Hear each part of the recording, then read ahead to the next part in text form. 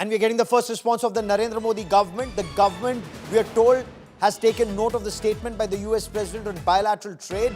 The government is studying its implications. India and the US have been engaged in negotiations on concluding, and this is significant, fair, balanced and mutually beneficial bilateral trade agreement over the last few months, and we remain committed to that objective. I quickly want to bring in India Today's Aishwarya Paliwal for more on this. Aishwarya, 5 rounds have already happened. Apparently, end August there's another round, but then suddenly, midst of all this, Donald Trump talks about 25% tariff plus penalty.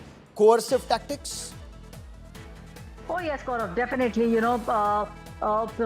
have spoken with a lot of people here in Parliament, with the government also, and all of them at the moment believe that these are just tactics. These are just arm-twisting tactics which are being deployed by the US President Donald Trump. As the government has also said out in the first statement which is coming out, the implications are at the moment being studied. What is it that India can actually do? That's also something which is now being very closely looked at. Expect something coming in from the Indian government, especially from the Commerce Ministry, in the next 24 hours, because that sort of is something that the government at the moment is looking at. What will be the implication of these things, and how will India make sure that it protects itself? Because that is something that the Indian government has been very, very clear about, and that's the reason why you are seeing such tug-of-war taking place. If India would have actually agreed on to the terms of Donald Trump, then we would not have seen these kind of statements coming in. So on one side, one thing that is very clear, Gaurav, is the fact that the Indian government is not backing down, and that's the reason why we are seeing this statement coming in from the US President Donald Trump. For India to back down on anything, it has to be win-win for both. Aishwarya, for the moment,